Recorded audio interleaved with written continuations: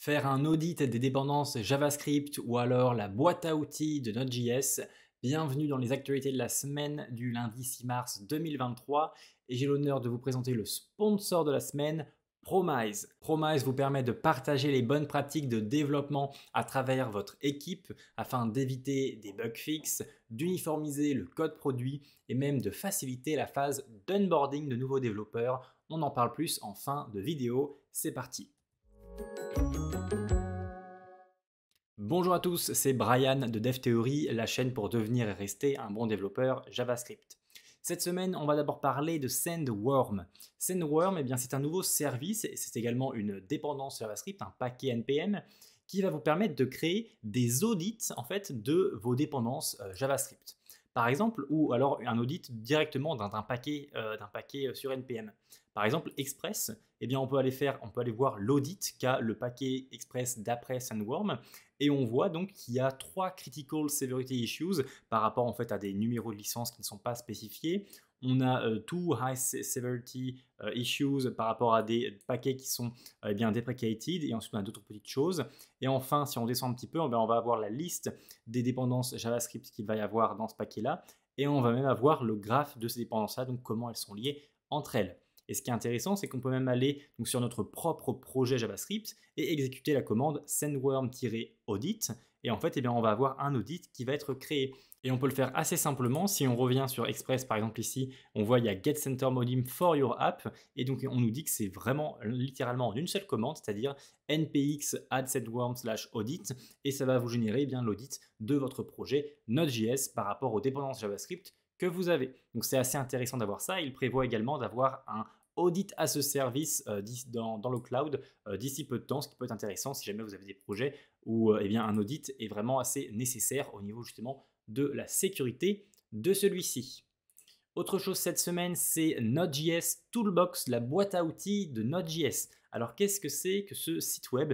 Je trouve que c'est un excellent site web qui vous permet en fait de trouver les projets JavaScript les plus actifs et les plus maintenus en fait dans l'écosystème donc de Node.js et ce par rapport à certaines catégories. Donc par exemple, si jamais je veux faire des tests sur mon navigateur, je vais dans la catégorie browser testing et je vois que le paquet le plus connu, c'est Puppeteer, le plus utilisé, le plus populaire et toujours actif. C'est Puppeteer. On a ensuite d'autres comme Playwright Test, Cypress, Nightmare ou d'autres choses. On peut voir d'autres catégories, bien sûr, comme par exemple Date and Time. On voit que le premier, c'est Moments, mais on nous indique directement que c'est deprecated, donc il faut faire attention. Ensuite, on a Day.js, que personnellement, j'utilise quasiment toujours sur mes projets à l'instant où je gère des dates. Ensuite, DateFNS, Luxon, etc. Donc voilà, à l'instant où vous avez besoin d'un projet en JavaScript selon une certaine catégorie, selon ce que vous allez faire, par exemple du mocking des requêtes HTTP, du scheduling, publier un package par exemple, vous allez avoir donc tous les paquets qui vont vous permettre de gérer ça, par exemple donc semantic release, standard version, etc. Et vous allez avoir un peu bien sûr derrière les informations sur tout cela, important à checker s'ils sont deprecated ou non, car c'est toujours précisé et c'est très important de ne pas utiliser des paquets deprecated dans vos applications bien entendu. Donc voilà, je trouvais que c'était un super petit site web. Vous pouvez même mettre votre email ici si vous voulez être alerté lorsqu'il y a une nouvelle catégorie. Par exemple, la dernière, c'est Test Frameworks. On voit que c'est Jest en premier, puis Mocha, puis Vitest, etc. Donc si jamais vous voulez être averti de ça, n'hésitez pas à mettre également votre email pour avoir une alerte. Mais de manière générale, simplement allez sur ce site web-là de temps en temps quand vous avez envie de trouver un projet par rapport à une certaine catégorie. Je pense que c'est un excellent moyen de faire ça. Ensuite, l'article de la semaine. Cette semaine, c'est un article très détaillé qui nous permet de mieux comprendre comment animer un logo SVG à travers la librairie anime.js.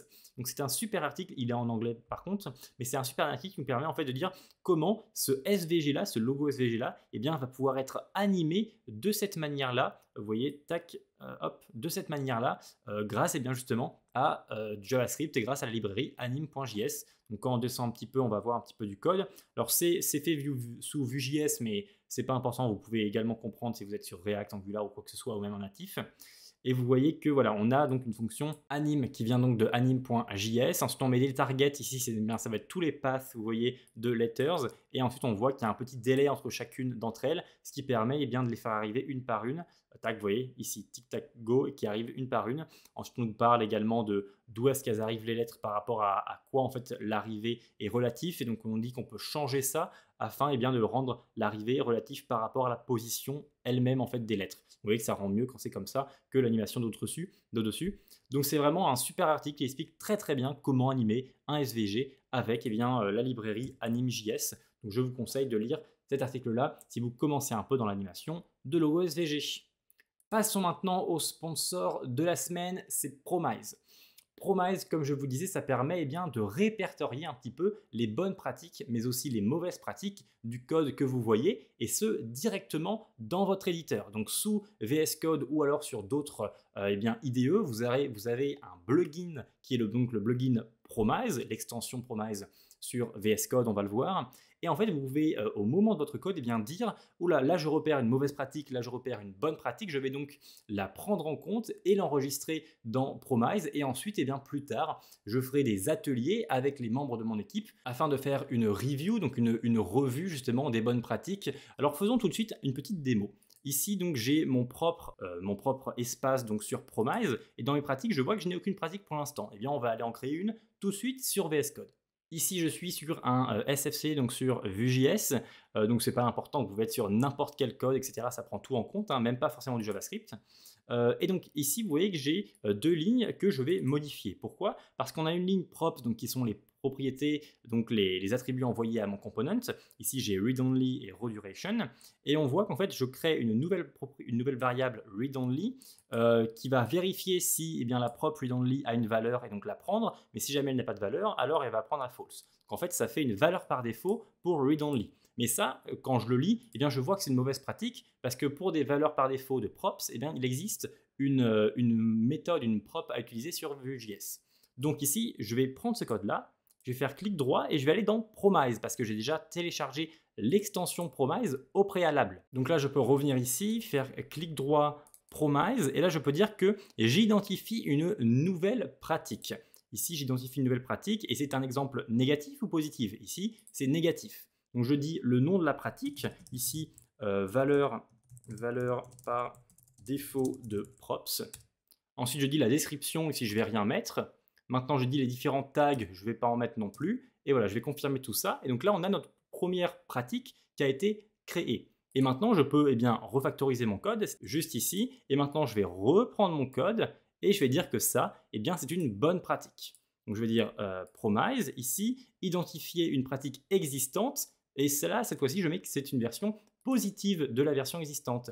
La version existante, eh bien, c'est bel et bien valeur par défaut de props. Je clique dessus et ça y est, c'est identifié. Maintenant, en revenant eh bien, sur mon espace, je peux voir que ici, j'ai valeur par défaut de props en tant que pratique. Et on peut voir donc la bonne manière de faire et la mauvaise manière de faire. Et ça, après, je vais pouvoir faire une revue des différentes meilleures pratiques avec un bon exemple ou un mauvais exemple avec mon équipe, donc un peu plus tard. Derrière, je peux également mettre des catégories ou quoi à cette pratique afin eh bien, de mieux m'organiser. Par exemple ici, petite catégorie Vue.js. Au niveau du prix, il y a une version gratuite pour pouvoir essayer eh bien, toutes les fonctionnalités de Promise, mais seulement avec 20 pratiques et avec un nombre d'utilisateurs illimité. Donc vous pouvez vraiment tester ça avec votre équipe. Dernière chose que je voulais vous dire, c'est que je vais faire un webinar ce jeudi. Donc eh bien, avec Cédric qui est le fondateur, l'un des cofondateurs de Promise. Et donc on va faire un webinar sur les bonnes pratiques de Vue.js. Si jamais vous voulez suivre ce webinar, eh bien, vous avez juste à aller sur ce lien-là que je vous mets bien sûr juste en dessous en description afin de vous inscrire et de le suivre le jeudi 9 mars 2023. Voilà tout concernant cette semaine. Je vous mets bien sûr les liens de toutes les actualités juste en dessous en description. On se retrouve la semaine prochaine et je vous souhaite un très bon développement. À très vite.